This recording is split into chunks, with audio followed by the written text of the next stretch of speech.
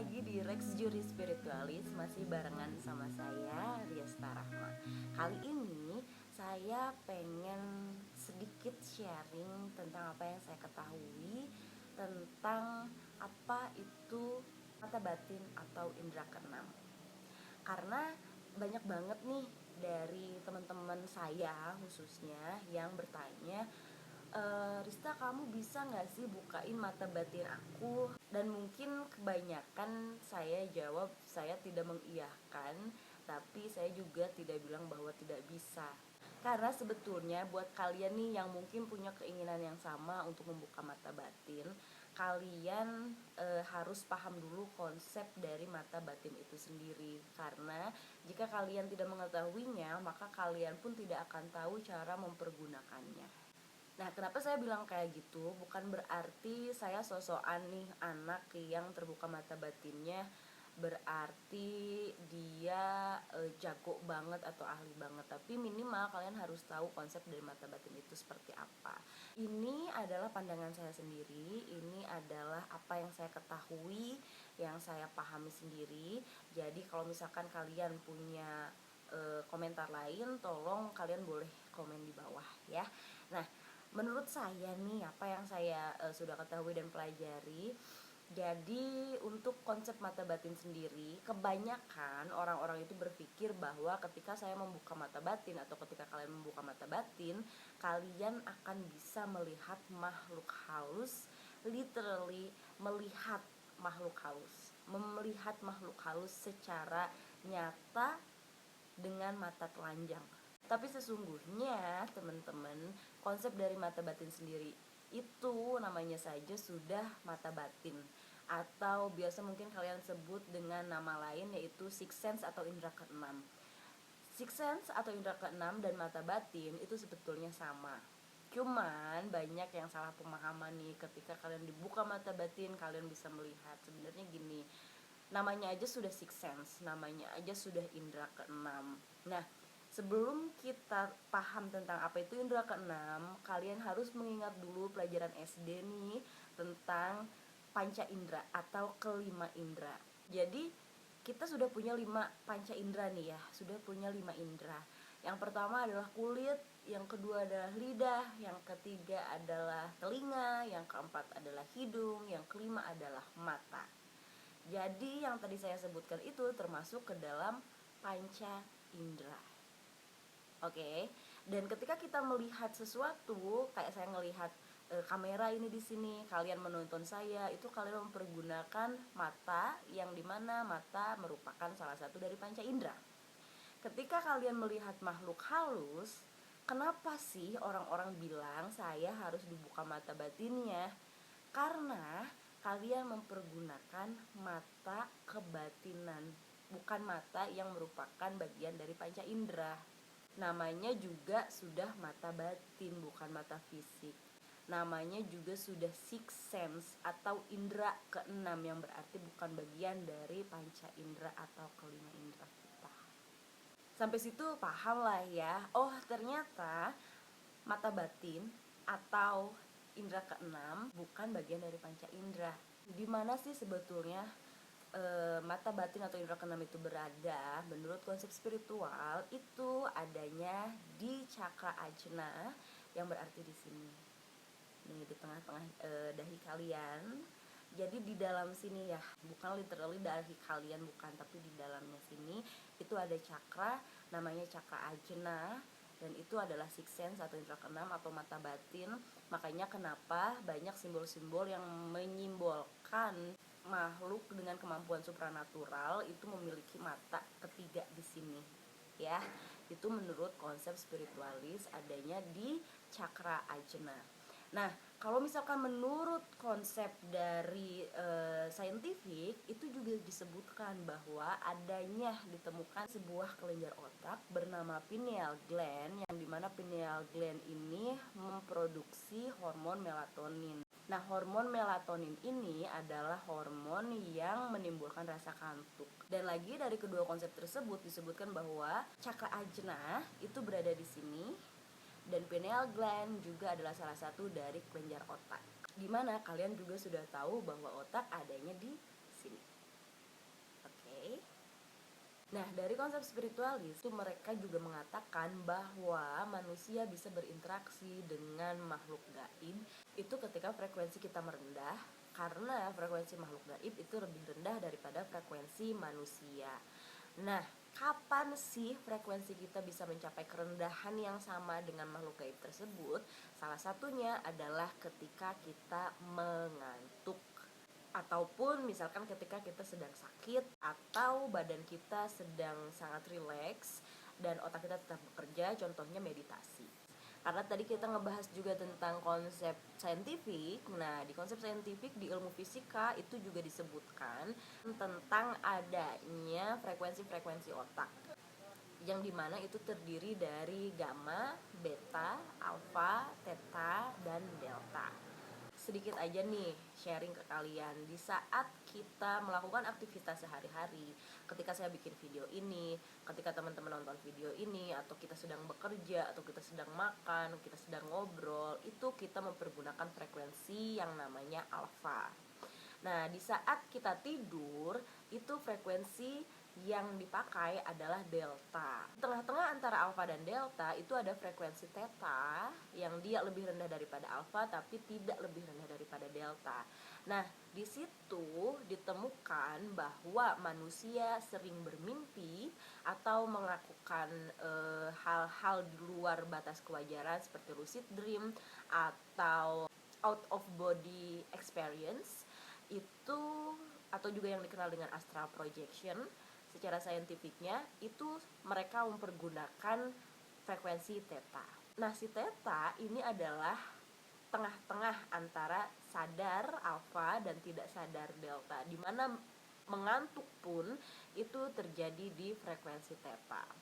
Gitu. Nah, jadi dari konsep spiritualis dan konsep saintifik itu ada garis merahnya, di mana ketika kita bisa melihat makhluk astral atau ketika kita bisa berinteraksi dengan makhluk gaib itu di saat kita mengantuk, di mana rasa kantuk itu dihadirkan oleh kelenjar pineal gland yang adanya di otak, dan cakra ajna itu adanya di otak. Maka sixth sense atau indera keenam atau mata batin itu tidak berarti mata fisik, tetapi di sini yaitu otak. Nah, dari situ sekarang kita paham nih, berarti ketika kita membuka mata batin itu tidak berarti kita bisa literally melihat mereka mempergunakan mata kita, kecuali di saat kita berada pada frekuensi theta, yang dimana itu adalah ketika kita sadar atau tidak sadar. Jadi kalau misalkan kita lagi ada dalam alfa, gimana caranya kita melihat makhluk-makhluk tersebut? Gimana caranya anak-anak indigo atau anak-anak yang memang sixth sense-nya terbuka bisa melihat makhluk-makhluk tersebut? Yaitu mereka bisa mempergunakan mata batinnya tersebut. Jadi kita harus tahu gimana cara kerjanya si mata batin tersebut juga ketika kalian ingin membuka mata batin. Nah, mungkin kalian ada yang bertanya lagi nih, jadi gimana sih caranya untuk melihat mereka mempergunakan kebatinan? Nah, kebatinan ini, karena di saat kita mempergunakan kebatinan, kita harus mempergunakan alam bawah sadar kita. Nah, kita harus menaikkan alam bawah sadar kita ke dalam otak, sehingga si otak bisa memproyeksikan itu kepada kita. Gitu. Agak sedikit ribet, tapi simpelnya kayak gini. Mungkin agak sedikit ribet, tapi menurut saya ini bisa kalian terima lah, akan mudah kalian pelajari lah, gini. Jadi gimana sih cara saya mempergunakan mata batin? Nah, di saat kita mempergunakan mata batin, kita harus mempertajam alam bawah sadar kita.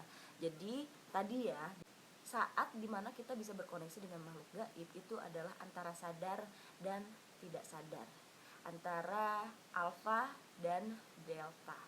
Nah, di sini sekarang kalian harus tahu juga di mana kesadaran alam bawah sadar dan di mana kesadaran sadar kalian. Nah, jadi kesadaran manusia itu terbagi jadi dua. Ada yang namanya kesadaran sadar dan kesadaran alam bawah sadar.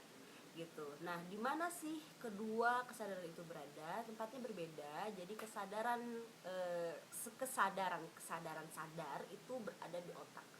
Dimana ketika kita selalu mempekerjakan otak kita itu kita sadarkan gitu ya. Nah itu adalah kesadaran kita. Sedangkan kesadaran alam bawah sadar itu adanya di mana? Itu adanya di jantung teman-teman gitu. Karena kesadaran kita itu merupakan sebuah pikiran, sedangkan alam bawah sadar itu merupakan hati nurani yang adanya di jantung, bukan di hati ya, karena hati itu liver gitu.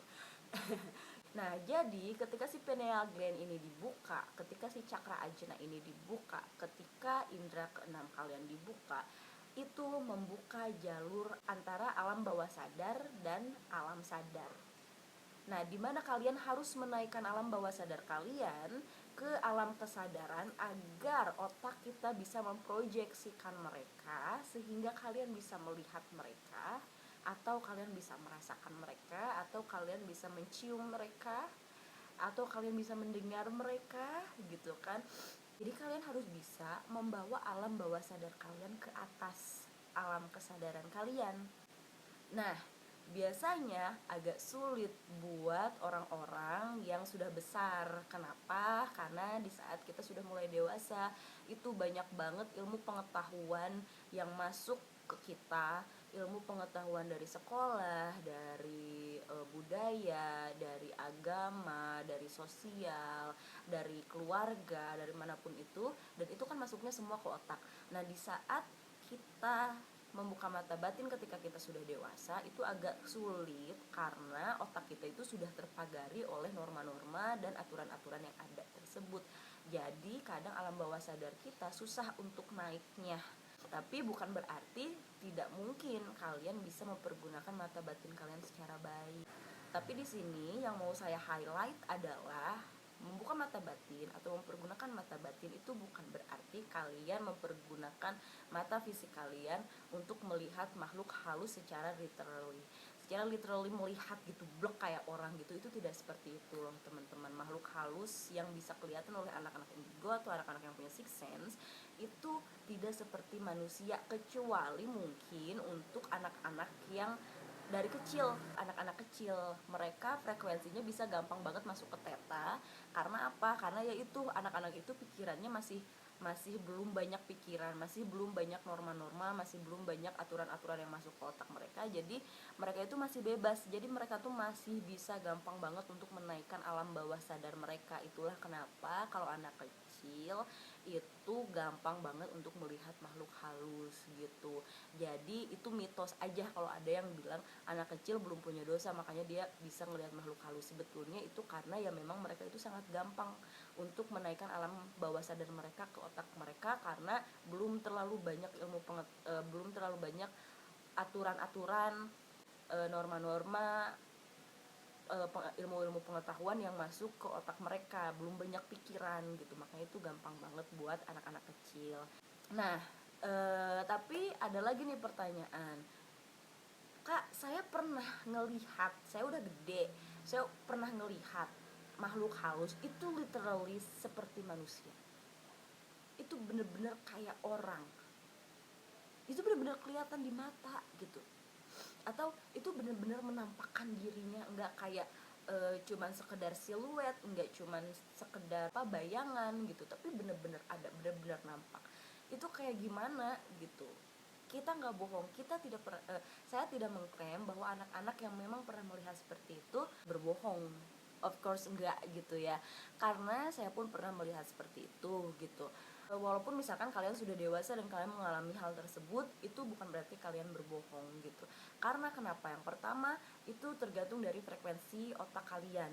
Apakah kalian memang bisa mencapai si frekuensi tersebut? Frekuensi si makhluk halus itu biasanya akan literally terlihat gitu.